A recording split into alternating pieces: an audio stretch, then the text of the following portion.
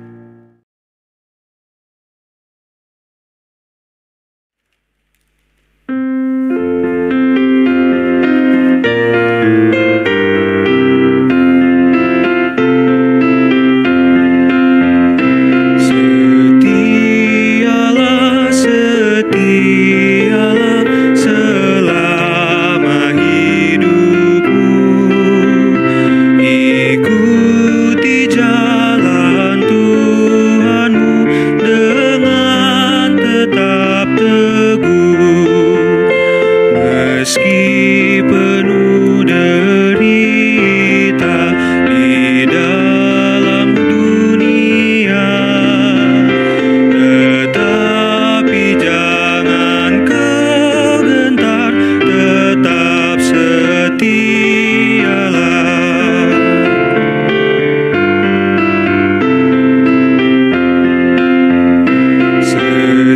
Setialah, setialah mengikut Tuhanmu.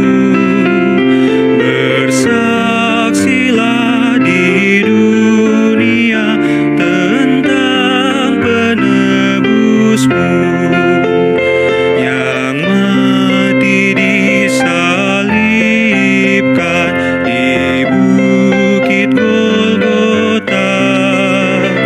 Tetapi Dia bangkitlah, besar kuasa-Nya.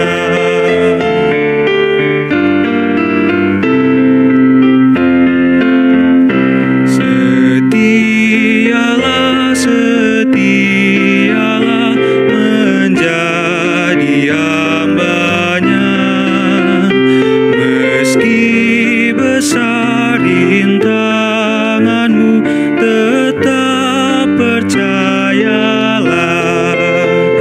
Selalu kau dibimbing ke air yang tenang, kelak mahkota milikmu di sorga yang terang.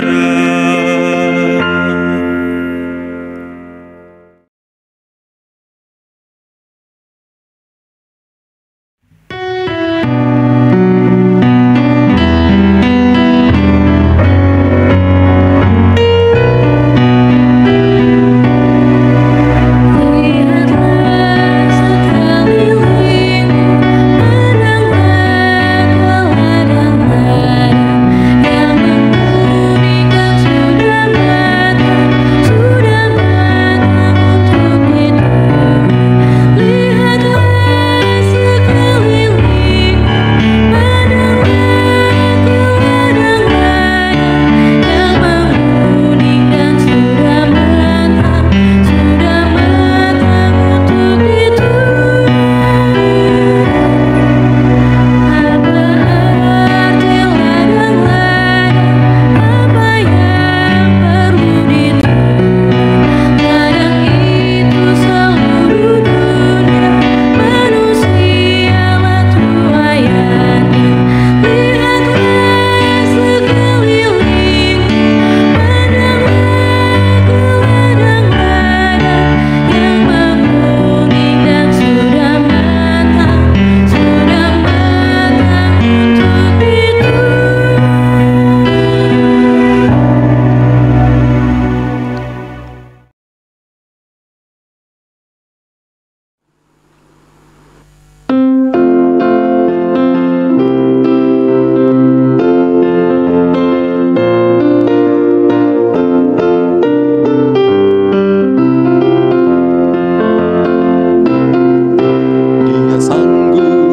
Dia sanggup, ku tahu Dia sanggup, Tuhanku sanggup menyelamatkanku. Dia sanggup, ku tahu Dia sanggup, Tuhanku sanggup menyelamatkanku. Yang hancur dipulihkan, dibuka belenggu, yang buta dicelikan, dan yang lumpuh pun sembuh. Dia sanggup, ku tahu Dia sanggup, Tuhanku sanggup menyelamatkanku.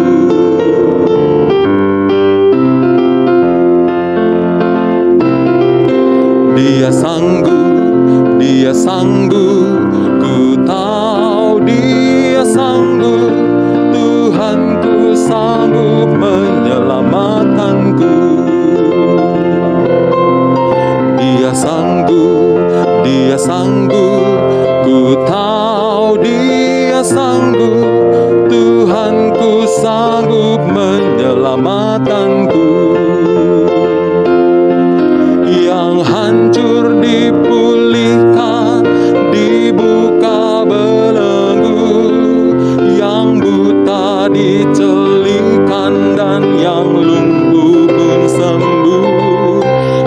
sanggup, Dia sanggup.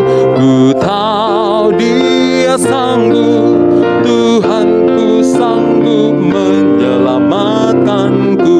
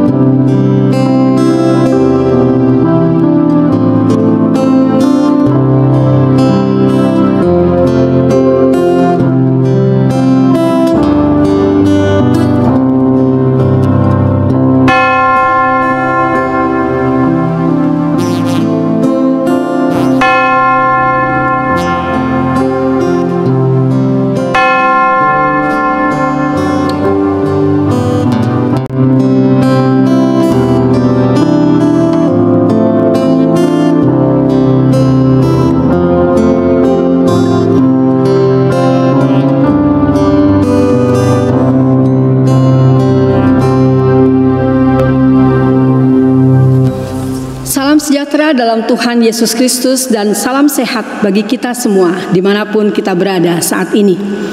Selamat hari Minggu dan selamat beribadah dalam kebaktian umum online bersama GKI Harapan Indah pada hari ini Minggu 26 September tahun 2021. Kita bersuka cita karena pada hari yang dikuduskan Tuhan ini kita dapat berjumpa untuk beribadah, menyembah Tuhan dan mendengarkan firman-Nya sekalipun dengan cara virtual. Minggu ini genap 1,5 tahun kita tidak berjumpa secara fisik dalam ibadah. Dengan semakin membaiknya situasi pandemi di negara kita, tentu ada harapan bahwa ibadah secara ragawi dapat dimulai kembali dalam waktu yang tidak lama lagi sekalipun secara terbatas. Mari kita terus berdoa agar Tuhan menolong kita semua dalam melewati masa-masa yang tidak mudah ini. Sekaligus kita juga mengambil bagian dalam upaya penanggulangan pandemi COVID-19 yang berkepanjangan ini. Jemaat kekasih Kristus, kini marilah kita memulai ibadah kita dengan bersama-sama memuji Allah, Tuhan dan Raja kita yang kuasanya layak kita agungkan. Agungkan kuasa namanya.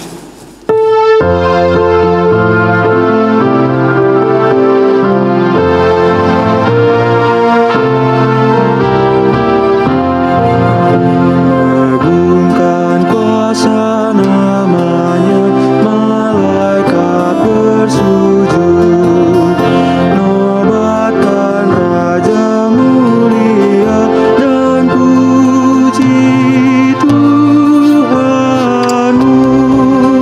Nobatkan Raja mulia dan puji Yesus Tuhanmu.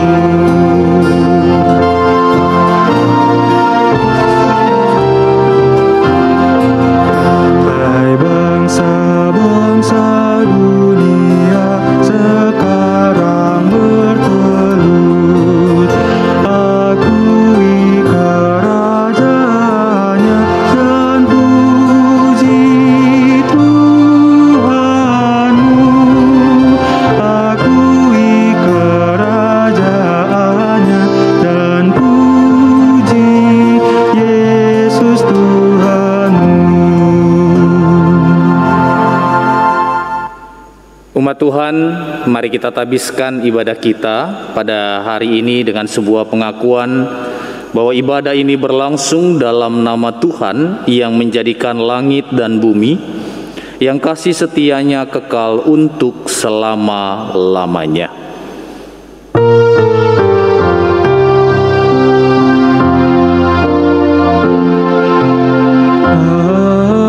amin, amin, amin, amin.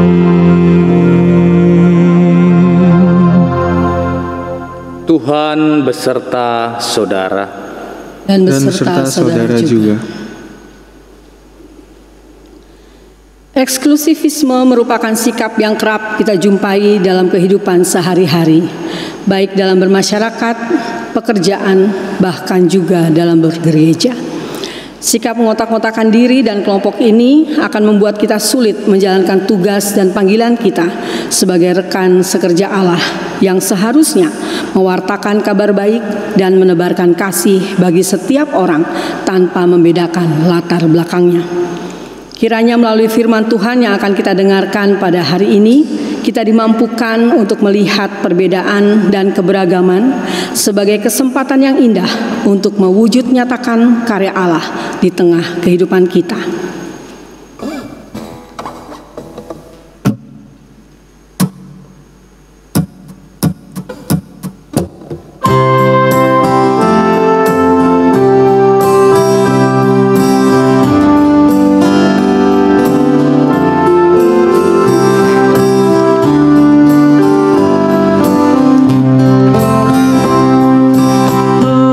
Agung, agung,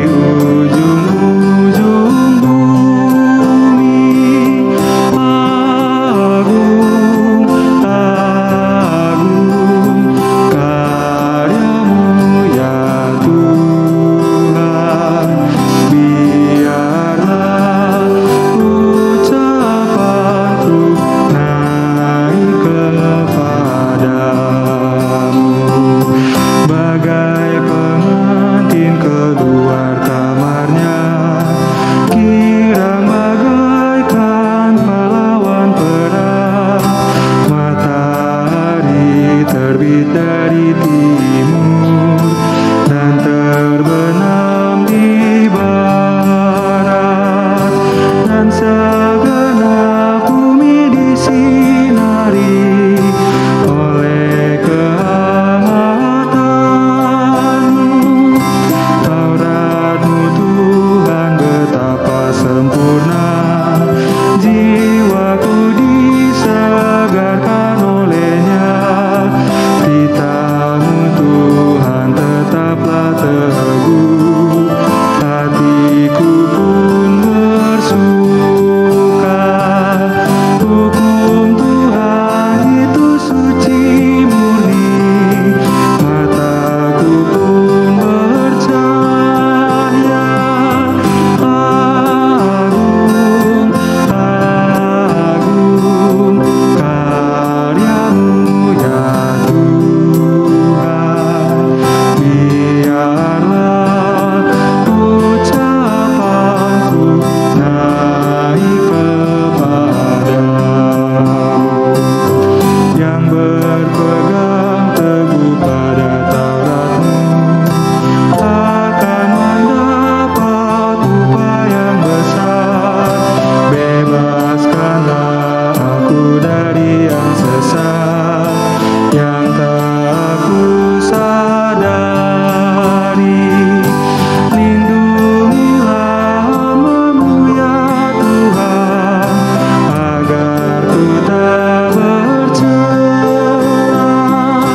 Agung, agung karyamu ya Tuhan, biarlah ucapanku naik kepadamu.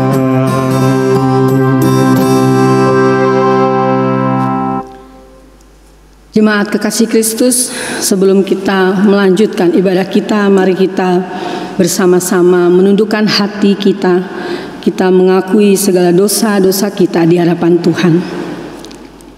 Kita akan berdoa secara pribadi, nanti akan saya tutup dengan doa pengakuan dosa.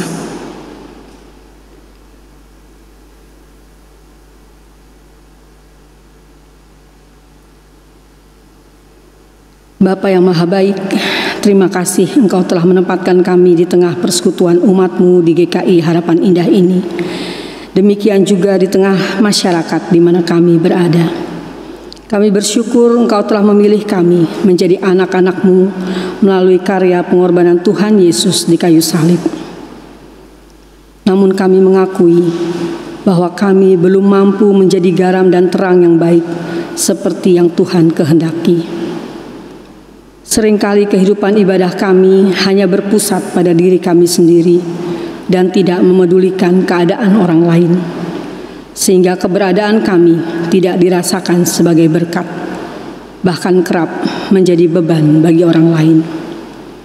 Kami memohon pengampunan-Mu, karena dalam kehidupan pribadi sebagai anak-anak-Mu, kami juga sering menjadi batu sandungan, karena perbuatan dan tutur kata kami yang tidak mencerminkan kasih Tuhan.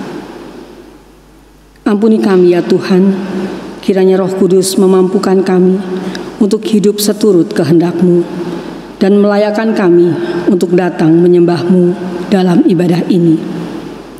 Dalam Kristus penebus dan penolong sejati kami naikkan doa ini. Amin.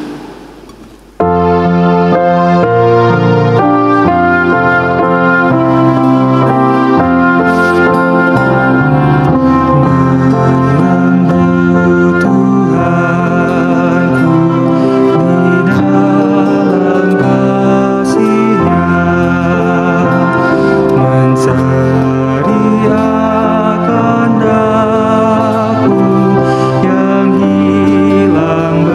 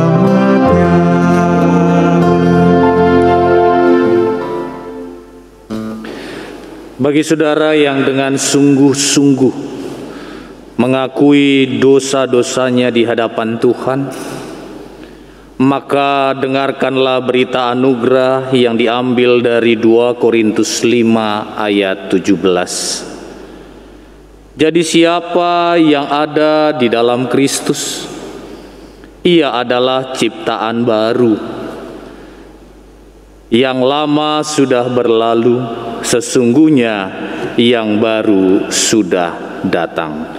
Demikianlah berita anugerah dari Tuhan. Syukur kepada Allah. Damai Kristus bagimu. Damai Kristus Damai bagimu Kristus juga. bagimu juga.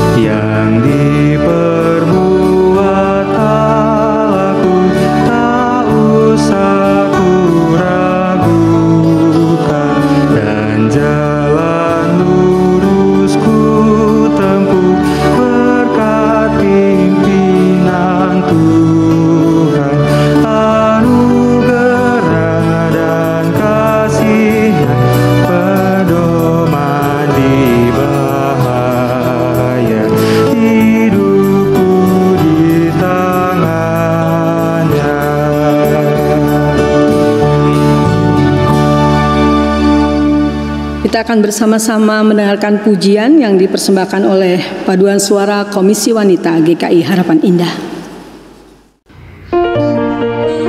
Ingatlah janji firman Tuhan. Bulu yang terkulai tak akan dipatahkan Tuhan. Dia akan menjadikannya indah dan lebih berharga. Nyala sumbu yang hampir pudar tak akan dipadamkan Tuhan. Dia akan menjadikannya sebagai terang kemuliaan Tuhan.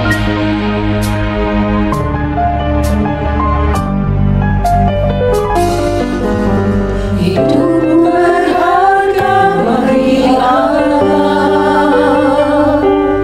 tiada berkenan di hadapannya. Dia ciptakan kostum gambarnya, sungguh terlalu indah kau bagi dia. Dia berikan kasihnya bagi kita. Dia telah menyerahkan segala-galanya.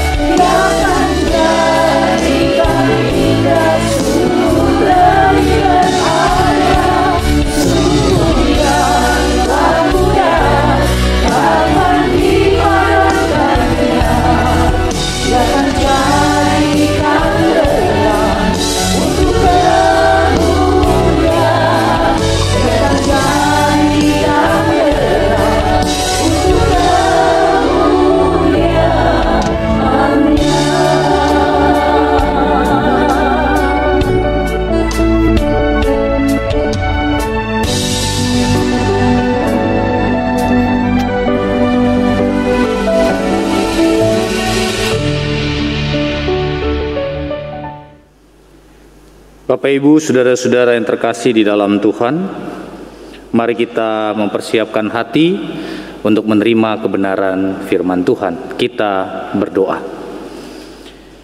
Di dalam Kristus, Sang Pemilik kehidupan kami, telusuri setiap hati kami dan pimpin setiap hati kami ini untuk sungguh-sungguh fokus kepada firman yang hendak Tuhan sampaikan, dan jadikan kami sebagai anak-anak Tuhan yang bukan saja mengetahui firman Tuhan, tetapi anak-anak Tuhan yang siap mengalami firman Tuhan di dalam kehidupan kami. Di dalam pimpinan Roh Kudus, kiranya kami tidak berusaha untuk membatasi karya dan kuasa Allah yang hendak dinyatakan melalui pemberitaan firman, supaya setiap hati kami yang keras ini boleh dilembutkan dan boleh diubahkan menjadi seturut apa yang Tuhan inginkan. Di dalam nama Tuhan Yesus Kristus, Sang Firman kehidupan, kami berdoa. Amin. Bapak, Ibu, saudara-saudara yang terkasih di dalam Tuhan, firman Tuhan pada hari ini terambil dari Markus pasal yang ke-9 ayat 38 sampai dengan 50. Markus pasal 9 ayat 38 sampai dengan 50. Kata Yohanes kepada Yesus, "Guru, kami lihat seorang yang bukan pengikut kita mengusir setan demi namamu. Lalu kami cegah orang itu karena ia bukan pengikut kita." Tetapi kata Yesus, "Jangan kamu cegah dia, sebab tidak seorang pun yang telah mengadakan mukjizat demi namaku dapat seketika itu juga mengumpat aku. Barang siapa tidak melawan kita, ia ada di pihak kita. Aku berkata kepadamu, sesungguhnya barang siapa memberi kamu minum secangkir air oleh karena kamu adalah pengikut Kristus, ia tidak akan kehilangan upahnya. Barang siapa menyesatkan salah satu dari anak-anak kecil yang percaya ini, lebih baik baginya jika sebuah batu kilangan diikatkan pada lehernya, lalu ia dibuang ke dalam laut. Dan jika tanganmu menyesatkan engkau, penggalah, karena lebih baik engkau masuk ke dalam hidup dengan tangan kudung daripada dengan utuh kedua tanganmu dibuang ke dalam neraka, ke dalam api yang tak terpadamkan. Di tempat itu ulatnya tidak akan mati dan apinya tidak akan padam. Dan jika kakimu menyesatkan engkau, penggalah, karena lebih baik engkau masuk ke dalam hidup dengan timpang daripada dengan utuh kedua kakimu dicampakkan ke dalam neraka. Di tempat itu ulatnya tidak akan mati dan apinya tidak akan padam. Dan jika matamu menyesatkan engkau, cungkillah, karena lebih baik engkau masuk ke dalam kerajaan Allah dengan bermata satu daripada dengan bermata dua dicampakkan ke dalam neraka, di mana ulat-ulat bangkai tidak mati dan api tidak padam. Karena setiap orang akan digarami dengan api. Garam memang baik, tetapi jika garam menjadi hambar, dengan apakah kamu mengasinkannya? Hendaklah kamu selalu mempunyai garam dalam dirimu dan selalu hidup berdamai yang seorang dengan yang lain. Sedemikian pembacaan firman Tuhan. Berbahagialah mereka yang tidak hanya mendengarkan, tetapi juga memelihara dan melakukan firman itu dalam hidupnya. Haleluya. Haleluya, haleluya, haleluya.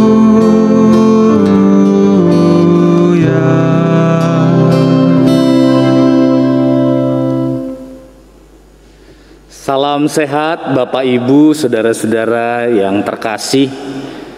Hari ini tema kita tentang kita dan mereka.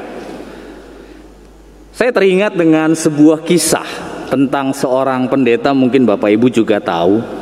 Kisah tentang pendeta yang suatu siang dia istirahat dan kemudian tiba-tiba di rumahnya lagi istirahat itu diganggu orang, maksudnya gitu ya. Kalau kita lagi tidur siang tapi diganggu orang kan paling gak enak.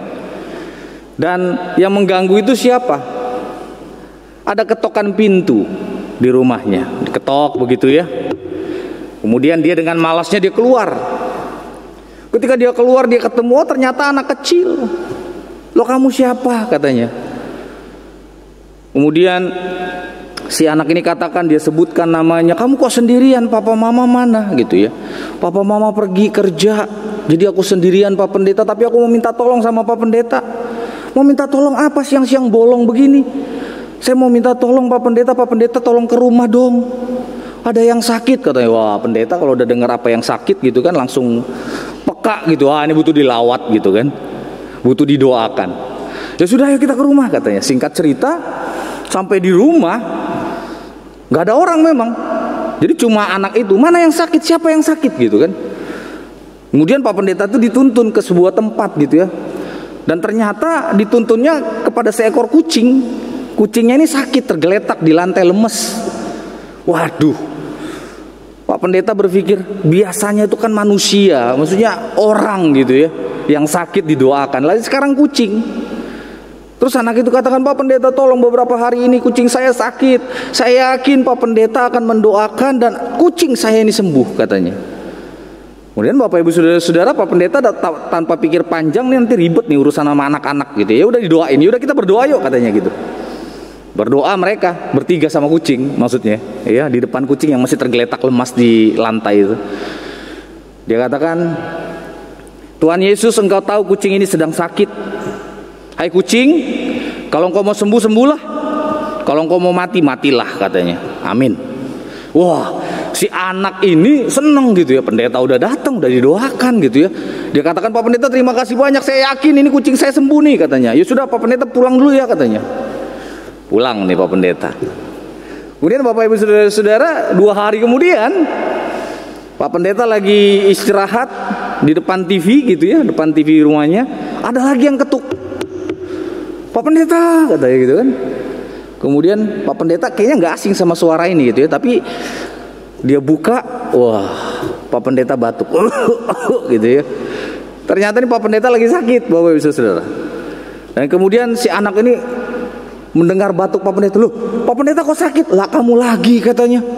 Ambil batuk begitu. Kemudian si anak ini menuntun Pak Pendeta ke ruang tengah. Kemudian anak itu pegang keningnya Pak Pendeta. Aduh Pak Pendeta kok panas, demam ya Pak Pendeta. Iya beberapa hari ini Pak Pendeta sakit nih. Oh Pak Pendeta, sebenarnya saya datang ini mau ngasih kabar sukacita bahwa setelah didoakan Pak Pendeta kucing saya sembuh. Tapi kok saya datang ke sini Pak Pendeta yang sakit. Ah begini saya Pak Pendeta, saya akan doain buat Pak Pendeta ya. Saya berdoa buat Pak Pendeta. Pak Pendeta ada pikir-pikir panjang, daripada ribet nanti ngurusan sama anak-anak gitu ya. Ya udahlah katanya, berdoa. Dipegang tangan Pak Pendeta. Tuhan Yesus engkau tahu Pak Pendeta sedang sakit. Hai Pak Pendeta, kalau engkau mau sembuh, sembuhlah. Kalau engkau mau mati, matilah. Amin katanya gitu ya. Pulang anaknya. Bapak Ibu Saudara, cerita klasik yang sederhana ini mau memberikan sebuah gambaran seperti ini. Dalam pikiran Pak Pendeta ini anak kecil, ya. Sebenarnya kalau urusan sama dia nih jadi ribet gitu ya. Nanti malah berkepanjangan, makanya dia pikir ya udahlah dicepet-cepetin aja. Satu sisi si pendeta ini tidak, tanda kutip, tidak menganggap si anak kecil ini. Pikirnya hanya membuat ribet, membuat semakin pusing urusan gitu ya. Tapi Bapak Ibu Saudara-saudara, kalau kita tarik di dalam kehidupan kita, seringkali kotak mengkotak itu terjadi kok. Iya. Entah itu secara internal keluarga, siapa nih pendukung mami, siapa pendukung dedi gitu ya. Siapa nih kelompok yang pro, siapa nih kelompok yang kontra. Lebih dalam lagi di tengah-tengah masyarakat kita juga bisa terjadi. Siapa nih golongan si A yang mungkin mobilnya Mercy semua, di sini BMW gitu ya, di sini Honda, Toyota dan sebagainya. Yang akhirnya tanpa sadar juga di tengah-tengah kehidupan persekutuan kita juga bisa terjadi. Yang mungkin seringkali kita kenal dengan istilah eksklusif. Dan sikap, perilaku atau iklim eksklusif ini menjadi hal yang sangat viral, hits gitu ya, di tengah-tengah kehidupan kita saat ini. Oh, saya berbeda sama kamu, saya tidak pantas untuk menolong kamu, saya tidak peduli dengan kamu. Apalagi kalau udah mikirnya matematika. Kalau saya tolong dia, memang dia pernah ngelakuin apa buat saya? Kalau saya nolong dia, nanti saya dapat apa? Kan dia orangnya begini-begini, begitu-begitu dan sebagainya.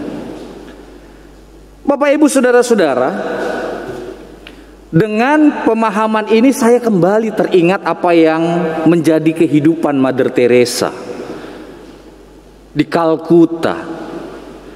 Bapak Ibu saudara-saudara juga lebih paham bagaimana perjalanan pelayanan seorang Teresa. Ketika dia ingin menolong orang lain, kan dia nggak tanya dulu identitasnya. Kamu Kristen bukan? Kalau bukan Kristen saya nggak bantu, gitu ya. Kamu anak Tuhan bukan? Kalau bukan anak Tuhan saya nggak bantu. Tidak. Justru dia memperkenalkan Kristus dengan cara kepedulian dia. Dia angkut orang-orang itu yang hampir mati, yang terluka, yang mungkin berdarah, yang mungkin bisa dimasukkan kategori tidak sadar diri, antara hidup dan mati. Dia angkat, dia masukkan ke penampungan, dirawat dengan relawan dan rekan sepelayanan lain. 1 minggu selesai di dalam perawatan dan orang itu semakin membaik. Dan akhirnya orang bertanya, siapakah kamu? Dari mana kamu belajar? Barulah Teresa menceritakan tentang kasih Tuhan Yesus yang nyata itu. Dan di sini orang akan melihat terlebih dahulu apanya? Bukan teorinya, tetapi sikap, perilaku yang benar-benar menghargai orang lain, yang benar-benar menghargai kehadiran keberadaan mereka, yang mungkin terpinggirkan, yang selama ini menjadi lemah, tetapi tidak ada yang menguatkan. Tangan itulah yang menjadi tangan Kristus lewat Teresa. Hati itulah seperti hati Kristus yang hadir membalut luka-luka mereka. Bapak Ibu saudara-saudara, kalau kita melihat di dalam perikop kita pada hari ini, ada orang yang tidak berada dalam kumpulan murid-murid. Ketika ia hendak mengusir setan dalam nama Tuhan Yesus, maka murid-murid mulai mencegah. Waduh, ini kok pakai nama Tuhan Yesus ya? Orang itu kemungkinan adalah murid Yohanes yang sudah tahu dan percaya kepada Tuhan Yesus. Tuhan Yesus dengan tegas melarang mereka melakukan hal itu. Bapak Ibu saudara-saudara, seseorang dapat melakukan mukjizat dengan nama Tuhan Yesus, pasti dia juga percaya kepada Tuhan Yesus. Tidak mungkin seketika ia menghina juga diri Tuhan Yesus saat dia percaya kepada Tuhan Yesus. Itu yang ditegaskan tadi di dalam bacaan Injil kita. Kuasa untuk mengusir setan hanya dimiliki oleh orang-orang yang sungguh-sungguh percaya kepada Tuhan Yesus dan terpilih menjadi utusannya. Ada juga orang yang melayani hamba-hamba Tuhan, bahkan hanya dengan memberi secangkir air.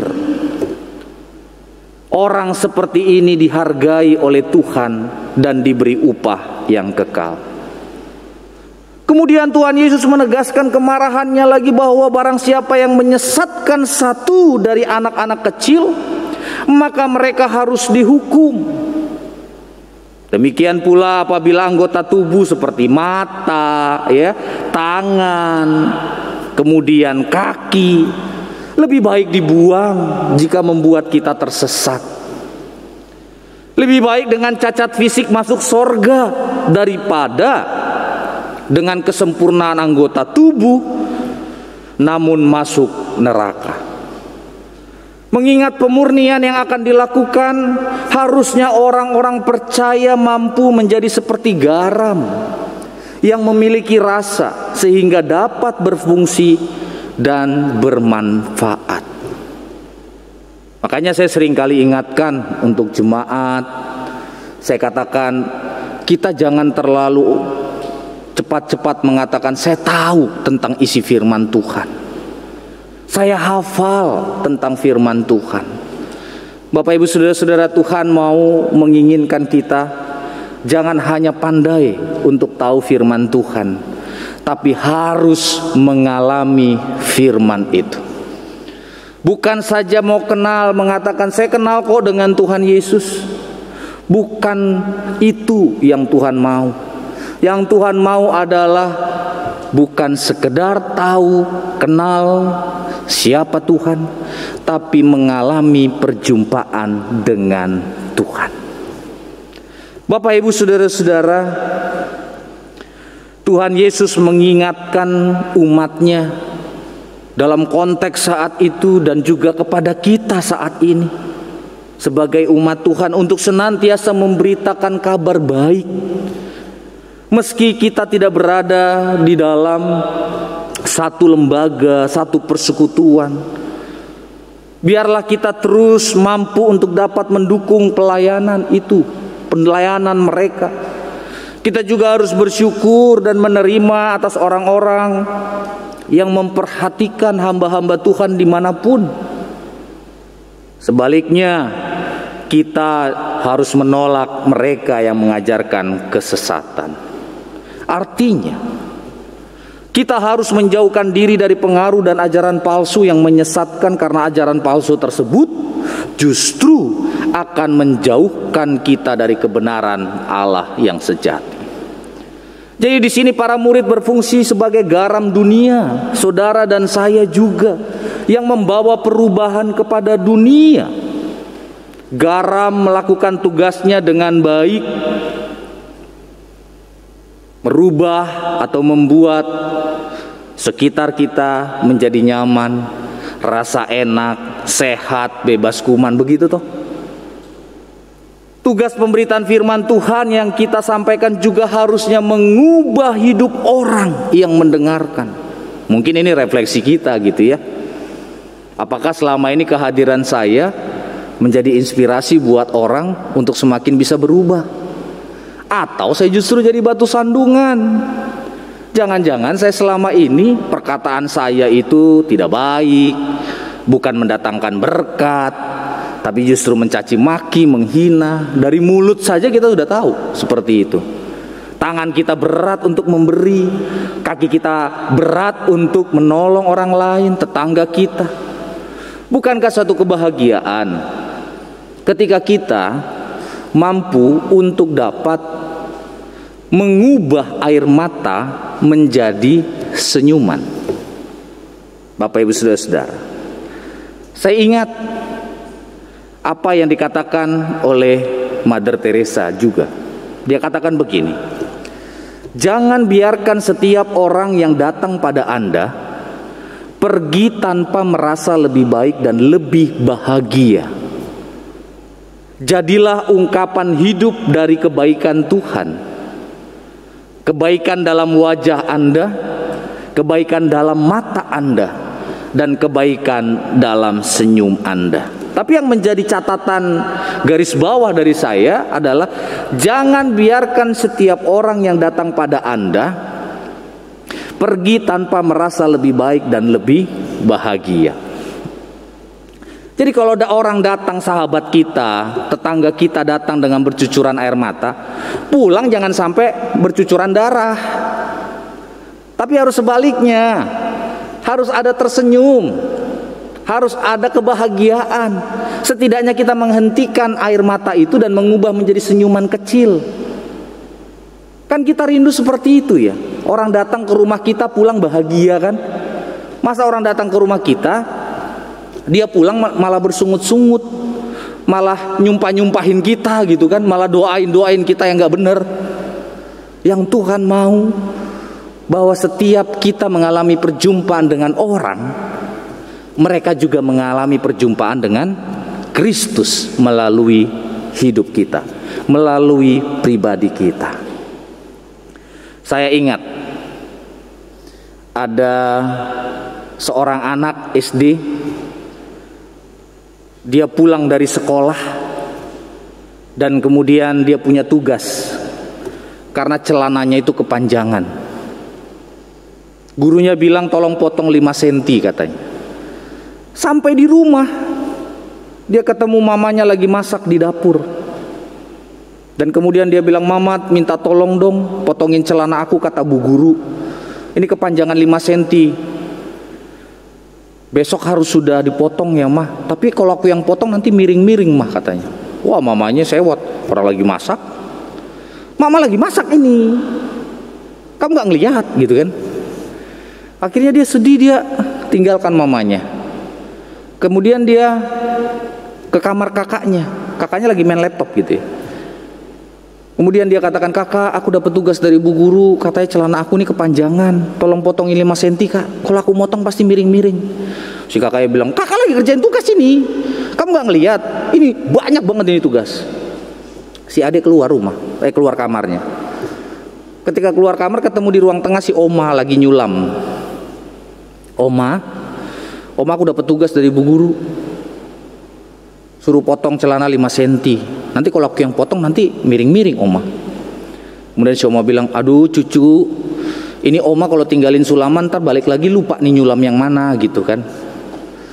Akhirnya si adek ini sedih karena 3 orang yang di rumah gak ada yang bisa bantu. Dia taruh aja tuh celana di atas meja, dia masuk ke kamar. Dia sedih, kenapa sih orang gak peduli sama saya. Gak lama dari situ si mama lagi masak tuh langsung bilang, "Aduh kasihan banget nih si adek ini. Nanti kalau dia besok nggak dipotong nih celananya, besok gimana nih sama bu guru?" Matiin kompor. Kemudian dia cari si ade. Sebelum ketemu si ade, ketemu celana di atas meja. Nih celananya diukur 5 cm, dipotong, dijahit kecil. Dia balik lagi ke dapur. Si kakak lagi ngerjain tugas. Aduh, adik satu-satunya lagi. Ini gimana nih kan? Kasihan besok dia kalau nggak dibantuin. Wah, tinggalin dulu laptopnya. Dia cari adek, sebelum ketemu adek ketemu celana. Ini celananya nih dipotong 5 cm, kemudian digunting, dijahit. Setelah selesai dia kembali lagi mengerjakan tugas. Si Oma menyulam. Lagi nyulam juga ingat, aduh cucu yang terkasih nih. Ntar gimana kalau diomelin bu guru katanya. Kemudian dia tinggalkan sulaman, dia bantu untuk potong celana itu. Dia dapat dipotong 5 cm. Dan dia kembali lagi menyulam. Jadi kita bisa bayangkan besok si ade itu pakai celana kumaha gitu kan. Bapak ibu saudara-saudara, cerita ini juga ingin mau mengajarkan kepada kita. Ketika ada orang yang datang, yang mungkin kita katakan, "Oh iya nak, papa sayang kamu, mama sayang kamu." Kita mungkin katakan kepada orang tua, "Iya pak, aku sayang papa." Tapi saat dimana sewaktu-waktu yang kita mungkin tidak tahu kapan tiba waktunya itu, wujud cinta kasih itu harus terbukti ketika mereka memohon pertolongan, ketika mereka ada di dalam kesedihan. Mari belajar untuk jika kita melatih kepekaan ini, supaya tanpa diminta pun kita bisa hadir di dalam kehidupan mereka. Oleh karena itu Bapak Ibu saudara-saudaraku yang terkasih di dalam Tuhan Yesus, jadilah murid yang memuridkan. Jadilah sahabat bagi orang yang terpinggirkan. Jadilah tangan dan hati Kristus untuk orang-orang lemah. Jangan keraskan hati kita untuk mengatakan bahwa kita berbeda kotak dengan mereka, kita berbeda status dengan mereka. Yang harus kita pahami adalah selama saya ada di dalam kehadiran anugerah Tuhan di dunia ini, berarti Tuhan punya maksud untuk saya berbuat sesuatu kepada orang lain. Selamat merenungkan kembali lebih dalam. Kiranya Tuhan Yesus memberkati. Amin. Kita masuk saat hening sejenak.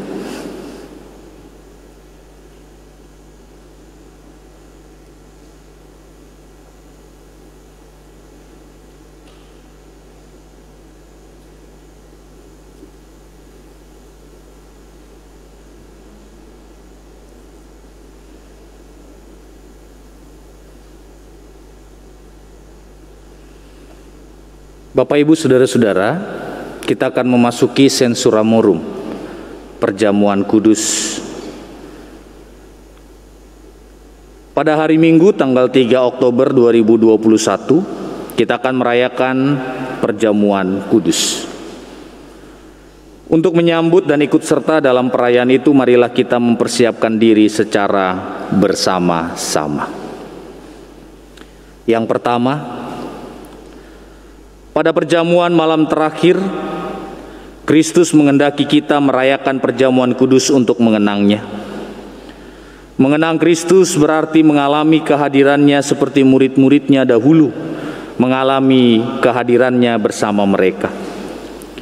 Mengenang Kristus juga berarti menyadari secara pribadi seluruh kehidupan Kristus yang diberikannya bagi keselamatan dunia.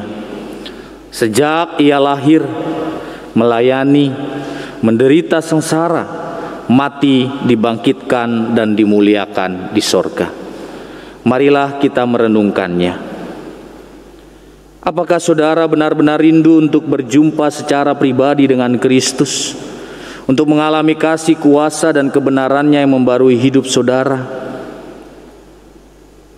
Apakah saudara menghayati bahwa seluruh kehidupan dan karya Kristus, yaitu kelahirannya, pelayanannya, penderitaannya, kematiannya, kebangkitannya, kenaikannya ke sorga, sampai dengan kedatangannya kembali terkait erat dengan kehidupan saudara?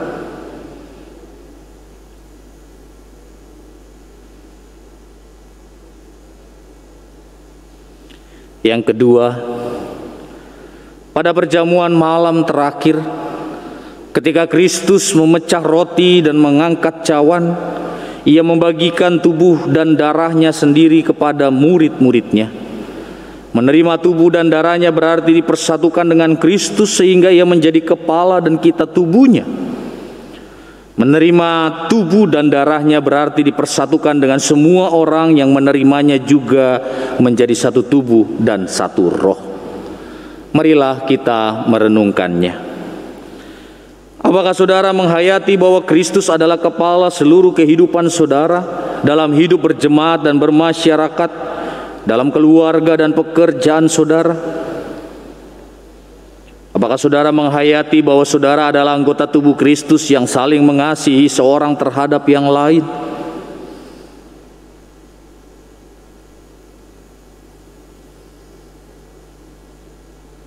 Yang ketiga, ketika kita bersatu dengan Kristus, roti hidup yang dipecah-pecahkan bagi dunia ini, kita pun dipersatukan dalam kematian dan kebangkitan Kristus. Dipersatukan dengan Kristus berarti diutus untuk mengosongkan dan menyangkal diri, memikul salib, dan mengikut Kristus. Dipersatukan dengan Kristus berarti diutus untuk memberi hidup kita demi keselamatan dunia. Marilah kita merenungkannya. Apakah dalam persekutuan dengan Kristus saudara mau berkurban dan menjadi berkat bagi sesama saudara? Apakah saudara menyadari bahwa sebagai anggota tubuh Kristus di tengah dunia, saudara menjadi mata dan telinga bagi Kristus yang melihat dan mendengarkan serta peduli terhadap kebutuhan dan masalah sesama saudara? Sudahkah saudara menjadi mulut bagi Kristus yang menyuarakan kebenaran dan keadilan dalam lingkungan saudara? Sudahkah saudara menjadi tangan bagi Kristus yang berkarya memperjuangkan damai sejahtera di muka bumi?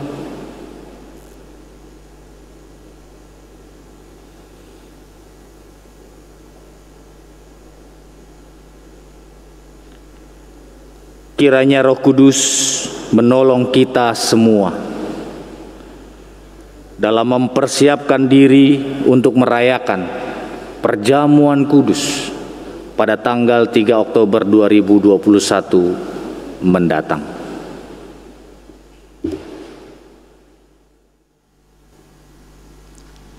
Marilah kita bersama dengan umat Allah di masa lalu, di masa kini, dan di masa yang akan datang mengikrarkan pengakuan akan baptisan kita seturut dengan pengakuan iman rasuli yang berbunyi demikian.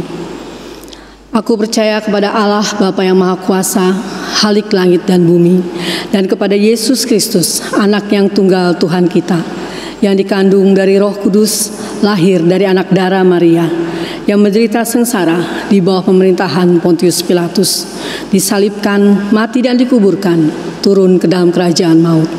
Pada hari yang ketiga, bangkit pula dari antara orang mati, naik ke surga, duduk di sebelah kanan Allah, Bapa yang Maha Kuasa.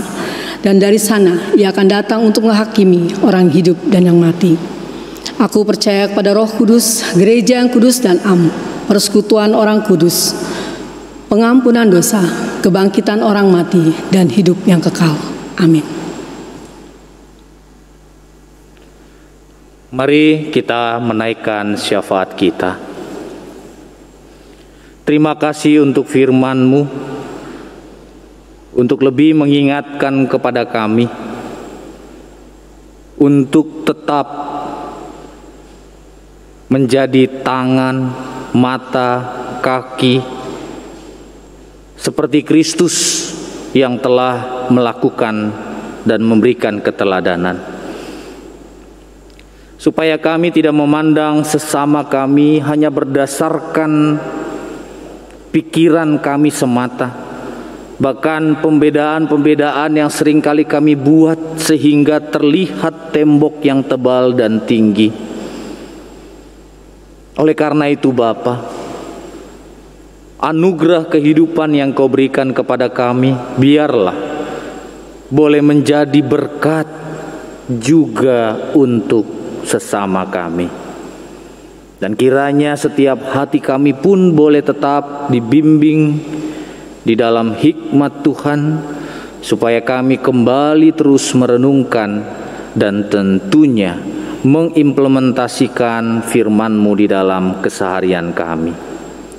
Kami berdoa untuk gereja-Mu di tempat ini, GKI Harapan Indah. Berkati untuk rekan-rekan pendeta, untuk setiap pelayan-pelayan Tuhan, pengurus, aktivis, anggota jemaat, bahkan juga simpatisan, di dalam setiap perjuangan hidup yang kami jalani saat ini di masa-masa pandemi. Tidak mudah Bapa, bahkan mungkin ada di antara kami yang sangat merasakan dampaknya, yang mungkin sampai saat ini kami terus menantikan jawaban dan pertolongan Tuhan. Di sini kami sadari betapa lemah dan rapuhnya kami sebagai manusia. Oleh karena itu Bapa, kiranya persekutuan ini boleh saling menopang, saling mendoakan, bahkan saling mempedulikan, supaya cinta kasih Tuhan bukan hanya kami tahu, tapi kami mampu mengaplikasikan itu di tengah-tengah kehidupan persekutuan kami. Berkati untuk kegiatan-kegiatan yang masih terbatas di dalam virtual, online. Kiranya hal tersebut tidak menghambat kami untuk tetap bertumbuh di dalam iman kepada Kristus. Kami juga berdoa kiranya gereja-Mu boleh tetap menjadi berkat di tengah-tengah kehidupan masyarakat. Kami berdoa untuk saudara-saudara kami yang saat ini lemah tubuh, yang masih berjuang untuk kesehatan mereka.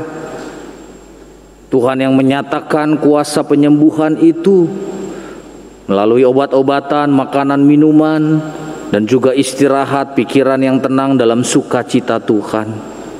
Keluarga yang mendampingi kiranya Tuhan juga berikan kesabaran, supaya pengharapan di dalam Tuhan itu tetap ada.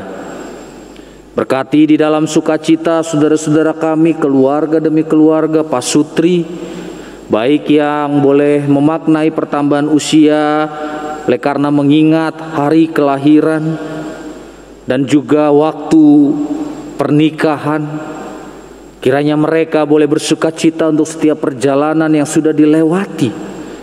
Tetapi biarlah masa depan yang penuh dengan pengharapan itu tidak sirna, tidak pudar, oleh karena begitu banyak hambatan dan kendala. Tetapi ketika berpegang teguh pada firman-Mu, biarlah tuntunan Tuhan yang terjadi. Berkati Bapa untuk bangsa dan negara kami. Di dalam setiap pergumulan pandemi ini, usaha-usaha pemerintah yang dilakukan, setiap tenaga kesehatan yang berjuang, bahkan saudara-saudara kami yang masih saat ini terpapar, baik yang dirawat di rumah ataupun yang ada di rumah sakit, kami yakin Engkau yang tetap menolong kami. Tetapi biarlah kami boleh sebagai masyarakat bersehati untuk dapat berjuang bersama-sama, untuk dapat mendukung hal-hal positif, supaya masa pandemi ini segera berlalu.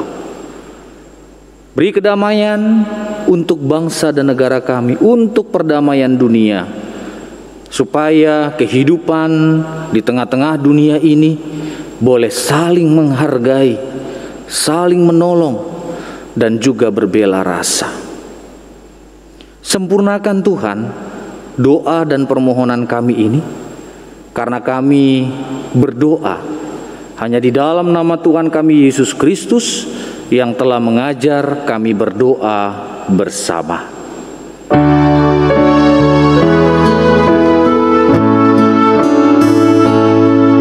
Bapa kami yang ada di surga, dimuliakanlah nama-Mu.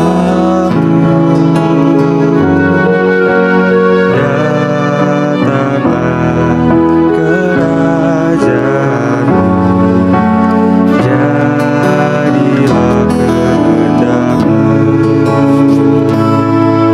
di atas bumi seperti di dalam surga. Berilah hari ini makanan kami yang secukupnya, dan ampunilah kesalahan kami seperti kami pun mengampuni yang bersalah kepada kami. Dan jangan biarkan kami jatuh dalam pencobaan,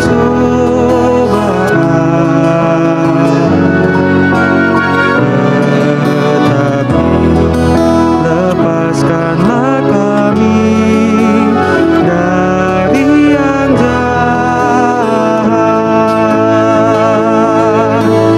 Kau mempunyai kerajaan dan kuasa, kemuliaan selamanya.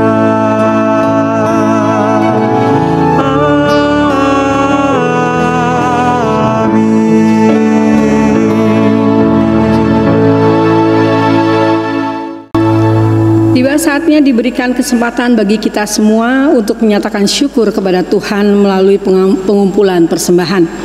Firman Tuhan yang menjadi dasar pengumpulan persembahan diambil dari Roma 12 ayat 1 yang berbunyi demikian.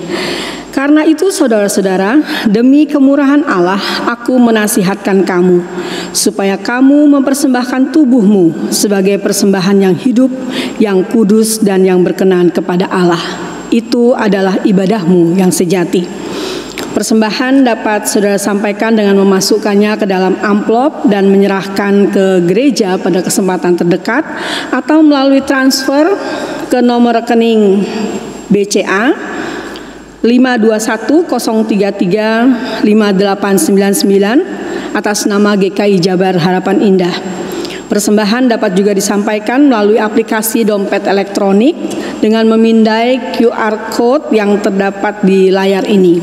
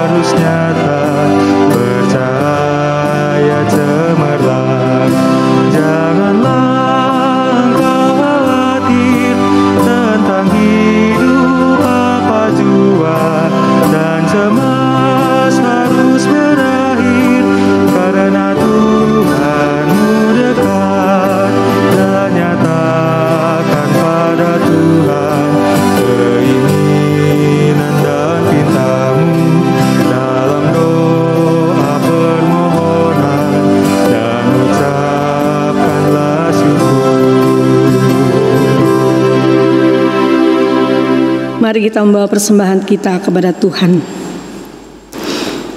Tak henti-hentinya kami mengucap syukur ya Allah untuk semua anugerah yang boleh Tuhan limpahkan dalam hidup kami.